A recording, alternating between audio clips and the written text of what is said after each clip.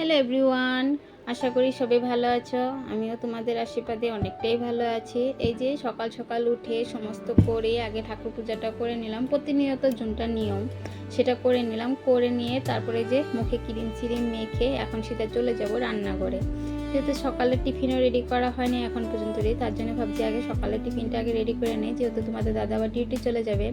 ছেলে স্কুল বন্ধ, তার জন্য ছেলে স্কুলে যায় না, ছেলে ঘরেই আসছিলো। তারপরে যে রুটি করব, আর তার সাথে একটু ভাবছি সব সবজি দিয়ে একটা ভাজি করে দিই। সকাল সকাল কি খাবো না খাবো একটা টেনশন লেগে যায়, সব মেয়েদেরই একই টেনশন, ঠিক না? তার জন্য যে সকালবেলায় উঠে একটা টেনশন লাগতে থাকে, কি করব কি রান্না করব।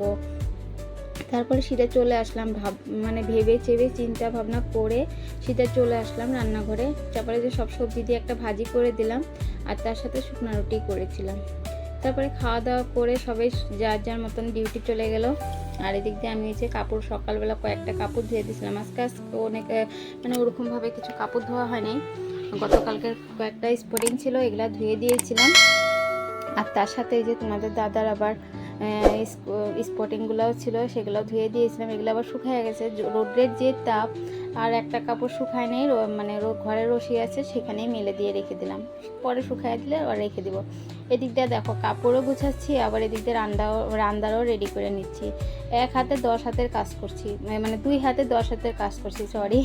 তারপরে এদিক দিয়ে আবার রান্নার মধ্যে ছিল আজকে ডিম, ভাবছি আজকে ডিমই বানাবো, আর অন্য কিছু করব না। ডিমের ঝুল করলাম, মাখা করে একটু ঝুল করলাম, এক তরকারি যেহেতু। তারপরে যে রান্না বান্না পুরো কমপ্লিট। আমি যা ফুর্তি পেয়েছি কেন কত, যেহেতু একটু সময় একটু মোবাইলটা নিয়ে হাতে নিয়ে বসে দেখতে পারবো, তার জন্য কিন্তু তোমাদের সামনে একটু দেখাচ্ছি যে আমি অনেকটাই ফুর্তি। রান্নাবান্না আজকে জলদি জলদি হয়ে গেলো যে, তো বিছনাটা দেখাচ্ছিলাম কেন, আমি বিছনাতে বসে বসে এখন মোবাইলটা দেখবো।